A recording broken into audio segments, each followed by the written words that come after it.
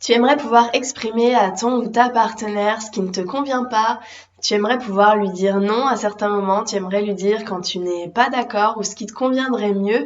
Mais il y a une peur tenace à l'intérieur de toi qui te dit « Ah, mais risque de se braquer. Plusieurs fois, j'ai même essayé, il s'est braqué, il a fui. » Donc, ici, je vais te partager plusieurs astuces pour te permettre d'avoir une communication fluide et efficace dans ta relation amoureuse. Pour moi, ça repose sur plusieurs piliers, donc que je vais te dévoiler ici pour que tu puisses t'affirmer. Donc, cette vidéo, elle est en lien avec la précédente vidéo sur la manière, l'art et la manière de savoir s'affirmer dans la relation amoureuse et pourquoi c'est important et pourquoi ça change tout. Donc si tu ne l'as pas encore visualisée, je t'invite à aller la regarder peut-être juste avant. Donc maintenant ici, que tu es convaincu qu'il faudrait quand même peut-être plus t'affirmer dans ta relation et que ça viendrait changer la dynamique, que tu reprendrais un peu plus ton pouvoir. Ici, je vais t'expliquer comment faire pour que ce soit efficace, pour vraiment diminuer au maximum le risque que l'autre personne se braque, et tu verras que finalement tout sera fluide et de plus en plus, au fur et à mesure que tu vas pratiquer le fait de t'affirmer, le fait de communiquer différemment, ça va permettre à ce que votre relation elle prenne une toute nouvelle dynamique, et ça va même potentiellement vous connecter un peu plus, permettre que vous soyez plus complices, créer une sorte d'intimité plus forte entre vous. Donc voilà, c'est vraiment l'objectif, c'est de te partager tout ça pour optimiser les chances que votre relation dure et soit épanouissante pour vous deux. Donc moi c'est Marie de Ose Briller et j'accompagne les femmes qui vivent des déceptions amoureuses. Je les aide à se reconnecter à leurs valeurs et à leur puissance féminine dans le but d'avoir une vie amoureuse à leur hauteur. Donc déjà, concernant la communication efficace pour ne pas braquer l'autre. Donc, ce que je t'invite à faire déjà dans un premier temps, c'est, si tu ne l'as pas déjà fait, à t'intéresser un peu en profondeur sur tout ce qui est CNV, communication non violente. Je vais pas en parler ici en long et en large parce que pour moi, ce sont des bases que je t'invite vraiment à aller regarder. Communication non violente, ça nous invite à ne pas utiliser le tu qui tue, à ne pas accuser l'autre avec des reproches en disant t'es qu'un crétin, voilà, c'est de ta faute, tout ça. Mais plutôt partir de ses ressentis, dire voilà, quand tu fais ça, moi je me sens comme ça, et du coup peut-être, voilà, je te propose qu'on fasse différemment. Donc ça permet de vraiment communiquer différemment avec l'autre. Pour autant, c'est bien que l'autre il soit réceptif. Dans tous les cas, ça va permettre moins de tension, en tout cas dans la communication par rapport à des sujets qui peuvent parfois être un peu difficiles à aborder. Donc ensuite, en termes de communication, il y a une autre base à avoir, c'est celle d'être soi-même connecté à ses propres ressentis.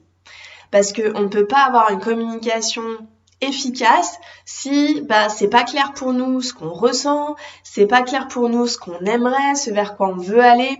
Donc déjà vraiment je t'invite à faire, si ce n'est pas le cas pour toi, si ce n'est pas clair pour toi, si tu n'es pas facilement connecté à tes émotions, déjà commencer à faire ce travail-là. Donc éventuellement avec un accompagnement avec moi, si ça te parle, ça résonne en toi, dans ce cas n'hésite pas à me contacter. Mais pour moi c'est encore une autre base. On ne peut pas communiquer de manière efficace avec l'autre si on est déconnecté de soi. Ça ne marche pas en fait. Donc voilà, déjà une autre base que je t'invite à aller explorer si c'est pas forcément encore simple pour toi. Donc maintenant, je vais aborder les 3 piliers importants selon moi d'une communication efficace, notamment quand on a envie d'aborder des sujets un petit peu tabou, pas forcément facile à aborder dans la relation amoureuse avec l'autre, qu'on a peur que du coup peut-être que l'autre s'éloigne de nous, on a peur que l'autre s'énerve, on a peur que l'autre se braque et du coup n'ait pas forcément le comportement qu'on aimerait en face. Donc le premier pilier d'une communication efficace pour s'affirmer sans braquer l'autre, ça va être une communication claire et transparente. Voilà, et ça revient à ce que je te disais juste avant. Il faut que ça soit clair pour toi. Et ensuite, à partir du moment où c'est clair pour toi, ce que tu ressens, éventuellement, tes émotions, tes ressentis, ce qui n'est pas en accord, ce qui ne te convient pas peut-être dans la relation, à partir du moment où ça c'est clair, tu vas pouvoir lui exprimer avec transparence. Justement, on sort des jeux de pouvoir, on sort des jeux de manipulation, on évite de mentir parce que pareil, ça fonctionne pas. Sauf cas particulier. Mais vraiment, ce que je t'invite à faire, c'est à ouvrir ton cœur, te montrer vulnérable et dire oui, en fait, ça me fait mal. Ça me fait mal et c'est dur pour moi et j'ai besoin que tu sois conscient de ça. Ou alors, par exemple, en début de relation, plutôt que de garder un peu le flou sur où va notre relation, ce que j'aimerais vivre moi de mon côté, mets de la clarté. Si toi, tu as envie d'une relation sur du long terme, il va falloir que tu sois transparente assez tôt dans la relation plutôt que de perdre ton temps avec quelqu'un qui potentiellement n'a pas la même vision de ce que tu veux vivre. Donc c'est ça la transparence. La transparence, c'est déjà soit avec soi-même, parce que parfois on a tendance à se mentir à soi-même parce que c'est difficile d'aller voir notre vérité. Mais voilà, pour moi c'est tellement libérateur et ça change tout. Et ensuite, une fois qu'on est transparent avec soi, une fois qu'on est honnête envers soi, on est honnête envers l'autre. Et plus on va être transparent, plus on invite l'autre à l'être lui aussi. C'est le fameux effet miroir. C'est difficile de mentir, par exemple, à quelqu'un qui ouvre son cœur face à nous et qui nous dit oui, ça me blesse en fait ce que tu fais ou ce que tu dis. Ça a été difficile. Moi, j'ai ressenti ça, etc. C'est difficile de totalement fermer son cœur. Il y a quelque chose qui vient nous toucher. Donc là, tu optimises les chances que la personne, elle soit touchée, qu'il y ait cette connexion de cœur et que du coup, elle s'ouvre à toi et qu'elle fasse un pas vers toi. Le deuxième pilier pour une communication efficace, pour t'affirmer sans prendre le risque de braquer l'autre personne, c'est la bienveillance. Toujours. Communiquer avec le cœur. Je veux dire, si vous avez eu un début d'histoire ou une histoire l'un avec l'autre, c'est qu'il y a quand même, des sentiments ou un début de sentiment, quelque chose qui se passe. Donc, on va pas envoyer bouler l'autre, on va pas faire la guerre à l'autre. On a le droit d'être en colère, on a le droit d'avoir de la rancœur, ça c'est totalement ok.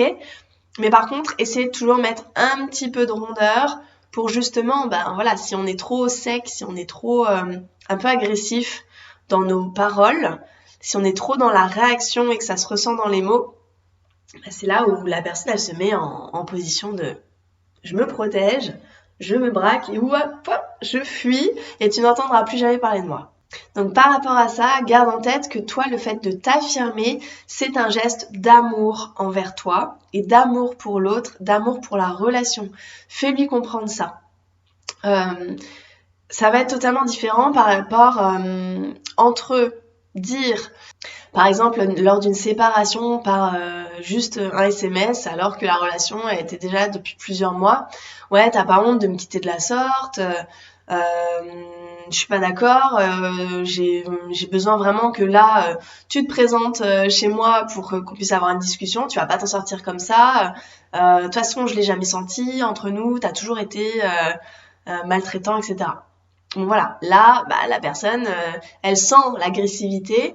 Donc quand on sent l'agressivité, généralement, ça réveille un instinct chez nous qui réplique, qui a envie de répliquer, qui a envie d'être aussi dans l'agressivité, de piquer l'autre, de faire mal.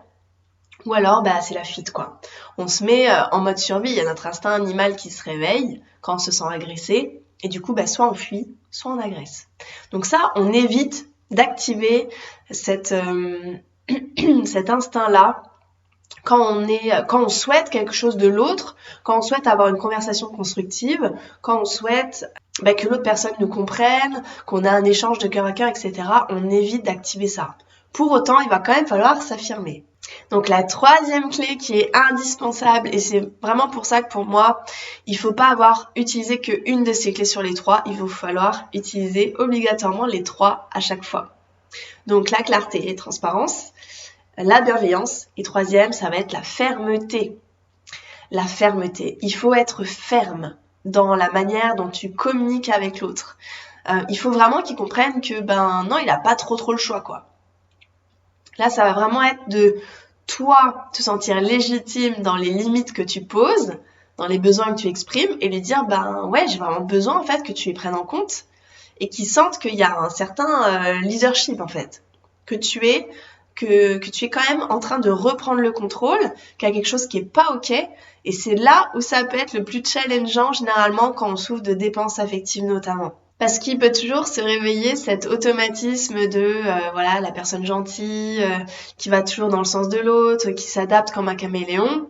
Bah, cette personne-là, généralement, cette personnalité, elle a du mal à s'affirmer, à dire, ben voilà, à poser les points sur la table, par amour. Encore une fois, c'est là où c'est subtil, mais la nuance, elle est importante.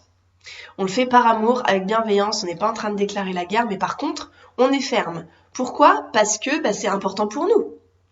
Donc on va revenir à ces questions, est-ce que c'est juste pour moi ? Qu'est-ce qui est important pour moi ?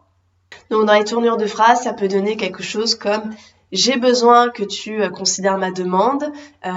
Voilà, si tu as besoin de le voir en face à face alors qu'il t'a pas donné de nouvelles depuis un moment, dire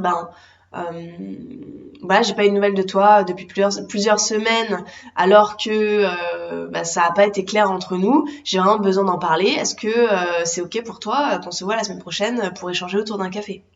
Donc vraiment, retiens ces 3 piliers, ces 3 clés qui sont hyper importantes pour une communication efficace, pour pouvoir t'affirmer sans braquer l'autre. Et après, vraiment garde en tête que la réaction en face appartient à la personne. Donc là, en faisant ça, tu optimises tes chances que la personne, elle te réponde, qu'elle te donne des réponses, qu'elle s'ouvre à toi. Donc là, tu optimises ces chances-là. Mais il est possible que la personne, elle ne te réponde pas du tout. Il est possible que la personne, éventuellement, elle réagisse mal. Mais là, toi, à partir du moment où tu as utilisé ces 3 clés, que tu as un peu des bases de CNV, communication non violente, et que tu es connecté à tes émotions, tes besoins, je veux dire, là, dans ce cas-là, c'est sûr et certain que la réaction de l'autre, ça lui appartient. Parce que toi, tu as été jusqu'au bout. Je veux dire, si la personne, elle réagit pas comme tu l'attendrais dans le sens où elle se braque, qu'elle fuit, c'est que dans tous les cas, elle l'aurait fait et que toi, là, tu ne peux rien faire de plus. Et c'est ok, en fait. Donc là, la prochaine étape, ça va, toi, être d'accepter la situation et voir ce que toi, tu en fais par rapport à ce qui est juste pour toi, par rapport à tes valeurs, par rapport à ce que tu as envie de construire. Voilà, voir ce qui est aligné pour toi. Donc là-dessus, si tu sens que tu as besoin d'aide pour être accompagné par rapport à cette communication efficace, pour savoir comment t'affirmer davantage, pour te reconnecter à ta puissance féminine, à la posture de la reine, comme j'aime le dire, et sortir de cette dépense affective, je t'invite à aller visualiser ma formation gratuite pour te libérer de la dépense affective, dont le lien est juste en dessous. Voilà, c'est une formation gratuite. Et n'hésite pas à liker cette vidéo et t'abonner à ma chaîne si ce contenu t'a parlé, si ça a résonné en toi et te permet d'avoir des prochaines pistes de clarté pour pouvoir avancer sur ton chemin de l'amour. Et dans tous les cas, moi je te dis à bientôt, prends bien soin de toi. À très vite, belle lumière.